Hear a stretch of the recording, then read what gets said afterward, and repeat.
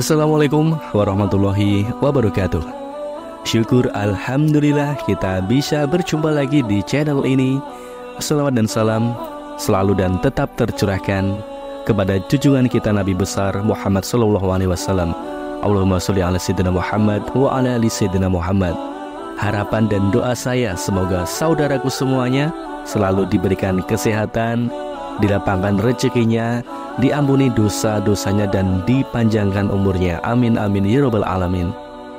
Sahabat beriman yang dirahmati Allah, setiap orang memiliki garis takdirnya masing-masing, baik itu rezeki, jodoh maupun kematian.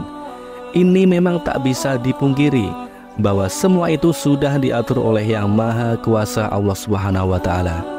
Mungkin kita pernah melihat bahwasanya meski sebagian besar orang lakukan kerja keras agar mendapatkan rezeki atau kekayaan yang berlimpah, namun pada kenyataannya masih banyak yang belum mampu mendapatkan layaknya yang diinginkan. Sementara di sisi lain ada beberapa golongan yang justru dikejar rezeki dari manapun asalnya, atau kita menyebutnya sebagai orang yang dijamin rezekinya oleh Allah Subhanahu wa taala.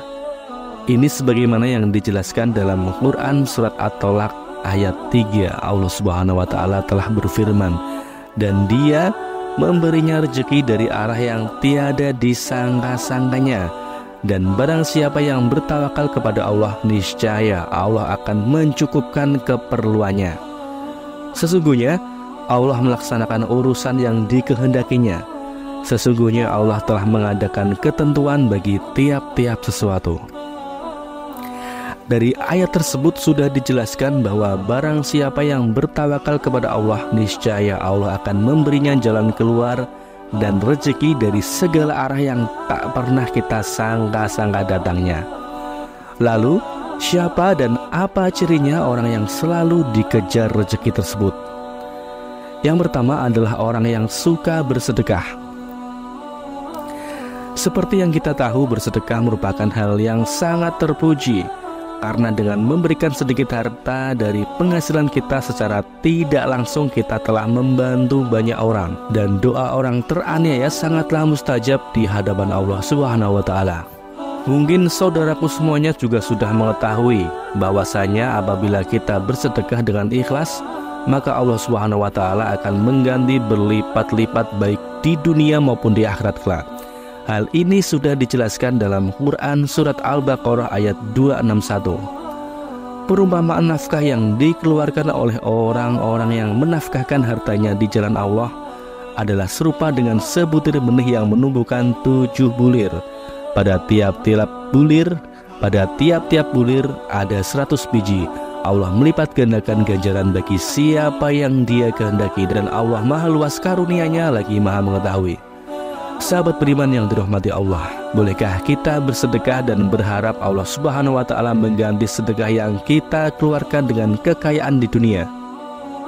Hal itu boleh-boleh saja selama kita mengharapnya hanya kepada Allah Subhanahu wa taala dan bukan mengharap supaya ada seseorang yang memberikan kita kekayaan setelah kita bersedekah. Ini yang tidak dianjurkan. Kenapa? Karena kita sudah berharap kepada sesama makhluk ciptaan Allah Subhanahu wa taala, sedangkan Allah Subhanahu wa taala sudah memerintahkan untuk tidak menggantungkan diri kepada sesama makhluknya, yang menandakan kita telah menyekutukan Allah dengan sesuatu. Lalu yang kedua, orang yang gemar bersyukur. Ini sudah tidak dipungkiri lagi bahwasanya apabila kita selalu bersyukur setiap saat, baik ketika mendapatkan rezeki yang berupa harta, benda, kesehatan, atau bahkan dalam kondisi diuji dengan sakit pun kita tetap bersyukur, maka insya Allah Allah Subhanahu wa taala akan menambahkan nikmat kita dan dengan kuasanya akan mengangkat penyakit dalam diri kita.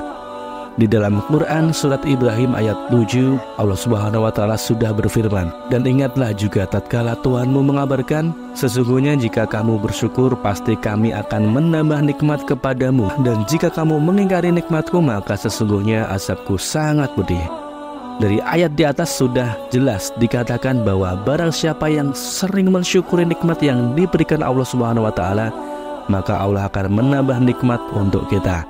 Akan tetapi Jika kita mengingkari nikmat yang diberikan Allah Subhanahu wa Ta'ala, maka Allah akan mengazab orang tersebut dengan azab yang sangat pedih. Untuk itu, teruslah bersyukur dengan segala kondisi dan lakukan setiap hari. Insya Allah nikmat kita akan terus ditambah oleh Allah Subhanahu wa Ta'ala. Yang ketiga, orang yang sering membaca Al-Quran, terutama surat Al-Waqiah. Surat Al-Waqiah memang dikenal memiliki keutamaan dalam mendatangkan rezeki atau nikmat.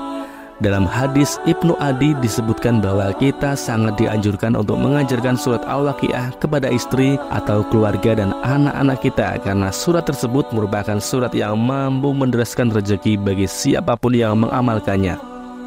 Yang keempat, orang yang sering beristighfar.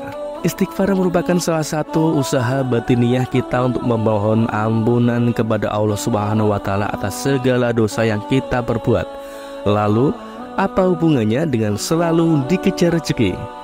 Orang yang selalu beristighfar dalam kondisi apapun secara tidak langsung dapat membersihkan hatinya dari segala dosa dan kesalahan. Ketika hati kita bersih, maka kemungkinan besar rezeki yang diberikan oleh Allah Subhanahu wa Ta'ala bisa sampai kepada kita.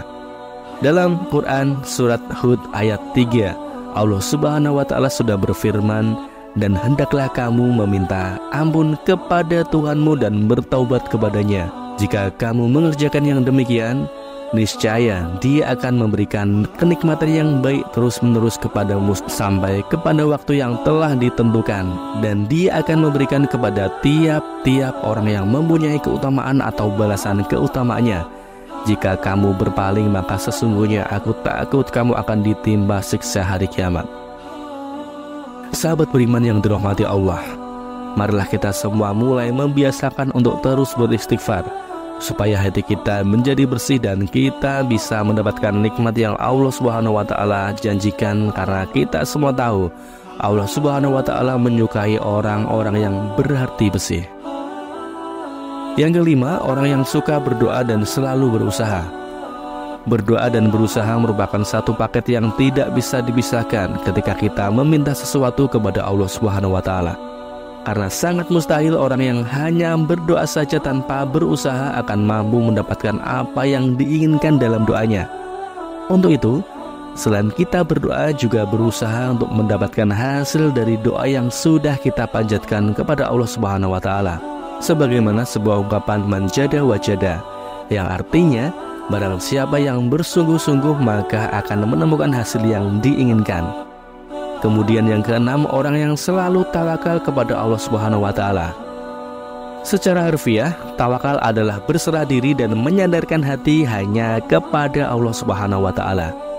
Orang yang tawakal merupakan orang yang sangat yakin seyakin-yakinnya bahwasanya Allah Subhanahu wa Ta'ala yang dapat memberikan dan mencegah. Maksudnya adalah memberi manfaat apa yang telah diciptakannya, memberikan nikmat kepada setiap manusia dan seluruh jagat seisinya, serta mencegah keburukan yang dilakukan manusia maupun dari setan. Dari Umar bin Khattab radhiyallahu anhu, Rasulullah shallallahu alaihi wasallam pernah bersabda, seandainya kalian sungguh-sungguh bertawakal kepada Allah, sungguh Allah akan memberi kalian rezeki sebagaimana Allah memberi rezeki kepada seekor burung yang pergi dalam keadaan lapar dan kembali dalam keadaan kekenyangan. Hadis riwayat Ahmad, Tirmidzi, Nasai, Ibnu Majah, Ibnu Hibban, dan Al-Hakim. Dari hadis tersebut sudah sangat jelas dikatakan bahwa seekor burung saja Allah Subhanahu wa Ta'ala sudah menjamin rezekinya. Apalagi kita sebagai manusia yang mau bertawakal hanya kepada Allah Subhanahu wa Ta'ala. Insya Allah rezeki tidak akan pernah putus diberikan oleh Allah Subhanahu wa Ta'ala kepada kita. Demikian yang bisa kami bagikan. Semoga video ini bermanfaat untuk kita semua. Amin ya rabbal alamin. Wallahu a'lam bishawab. Wassalamualaikum warahmatullahi wabarakatuh.